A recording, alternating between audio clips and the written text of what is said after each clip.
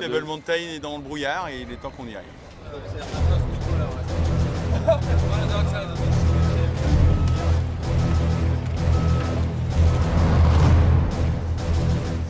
On n'a pas ça sur le bateau.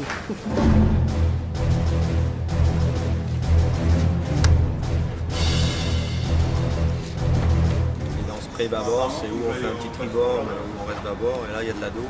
On arrive comme ça à aller vers l'anticyclone. Ça va être une étape nerveusement pas facile parce que la météo se présente comme étant complexe. Moi je pense qu'on a vraiment tout, notamment avec cette météo, pour faire une très belle étape et pour racoler avec les deux premiers au classement. Donc notre objectif c'est de marquer les points et de marquer les points jusqu'à la fin. Ouais, Laurent et moi, on a la particularité d'alterner un petit peu tout au long de ce tour du monde. Et pour l'instant, on est les deux seuls à le faire. Je vais avoir un petit pincement au cœur, je vais leur dire de se défoncer, d'y croire. Et puis, bon, on a joué un petit peu de malchance sur la première étape, mais ça va passer. Donc l'ambiance est très bonne. Donc voilà, je pense qu'ils vont être à 110% toute l'étape. Donc voilà, je vais les soutenir devant mon ordinateur sur Internet.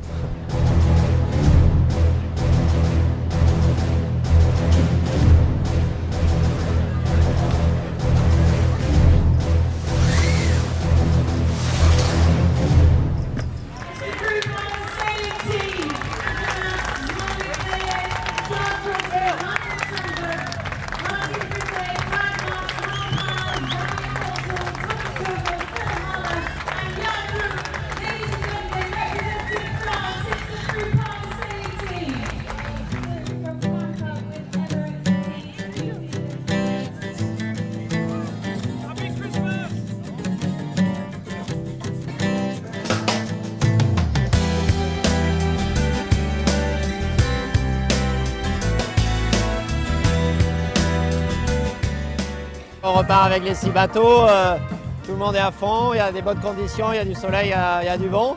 Ça va être un peu sport comme toujours pour le parcours côtier avant de partir. Et ensuite on va tirer des bords jusqu'à Cap de Bonne-Espérance, donc ça risque des jolies images. L'étape elle est compliquée parce que la météo est compliquée dans ce secteur-là. Pour l'instant il n'y a pas d'option vraiment évidente, donc on va voir ce qui va se passer demain notamment avec les prochaines météos, mais c'est très très ouvert.